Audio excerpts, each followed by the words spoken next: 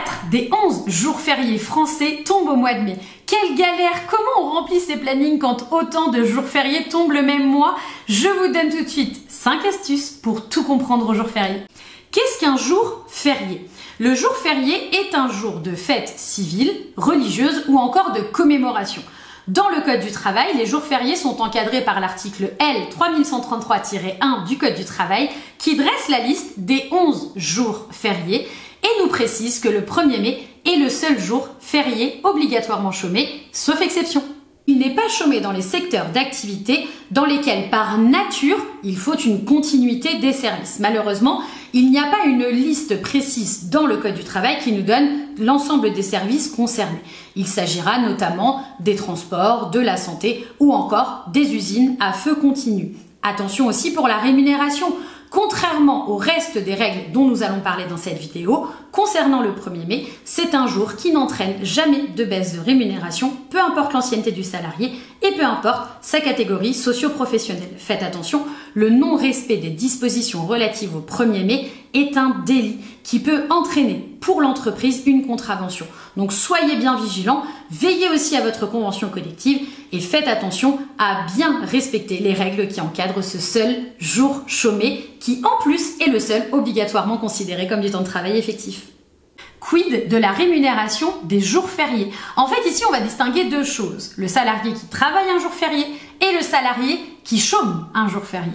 S'il travaille un jour férié, à l'exception du 1er mai, vous n'avez pas à lui verser de rémunération supplémentaire. Il aura son salaire habituel. Attention toutefois, beaucoup de conventions collectives ont prévu une majoration des heures travaillées un jour férié.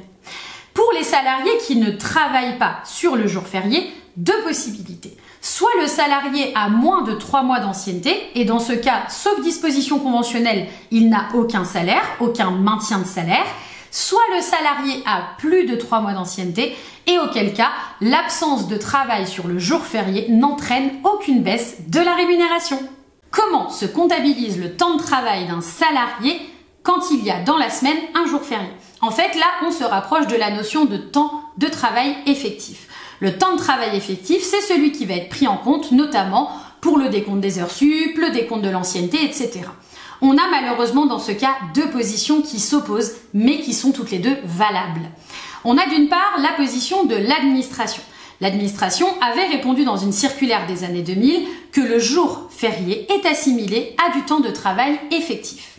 Toutefois, la Cour de cassation a une position qui est la même depuis 2012, à savoir le jour férié n'est pas du temps de travail effectif. De fait, sauf disposition conventionnelle, il semble apparaître en fait que c'est au choix de l'employeur de déterminer si oui ou non, dans son entreprise, il prend la situation, la position de l'administration ou de la Cour de cassation.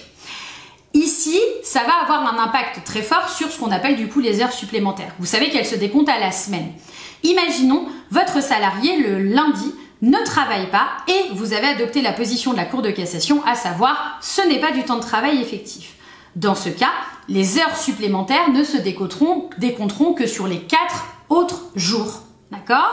En revanche, si vous prenez la position de l'administration et de sa circulaire des années 2000, alors vous décomptez bien les 7 heures du jour férié dans le temps de travail. Vous voyez, ça va avoir un impact important. Mettons votre salarié effectue 36 heures entre le mardi et le vendredi. Vous n'avez pas décompté le lundi comme un temps de travail effectif. Le salarié va donc avoir 1 heure de temps de travail majoré, cette fameuse 36e heure. En revanche, si vous adoptez la position qui consiste à penser que le jour férié est du temps de travail effectif, alors on vient avoir un nombre d'heures supplémentaires beaucoup plus important. Il est donc ici hyper important de faire attention à avoir une position constante, transparente et claire pour les autres salariés. Sur ce point, ça m'intéresse beaucoup d'avoir l'avis de tous les juristes et les avocats qui composent le réseau de DHM pour savoir, à votre avis, quelle est la situation, la position à mieux adopter? L'administration ou la Cour de cassation? La réponse est encore à attendre. Quid de la journée de solidarité? Comme vous le savez, il a été institué en France une journée de solidarité visant à financer les actions en faveur de l'autonomie des personnes handicapées et ou âgées.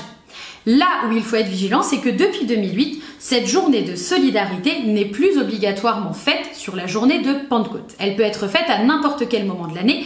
Il faut juste que les travailleurs travaillent un jour de plus non rémunéré. Donc on est bien sur une journée de plus que le temps habituel qui n'ouvrira donc pas droit à rémunération supplémentaire. Nous nous retrouvons très rapidement pour faire une boîte à outils focus sur cette journée de solidarité qui, je le sais, est un casse-tête dans vos entreprises toute l'année. J'espère que la gestion des jours fériés en entreprise est maintenant plus claire pour vous. Et si vous avez la moindre question ou que vous avez besoin d'être accompagné dans votre gestion, alors n'hésitez plus et appelez DHM, votre premier cabinet d'expertise RH en France, qui se fera un plaisir de vous accompagner sur toutes ces notions.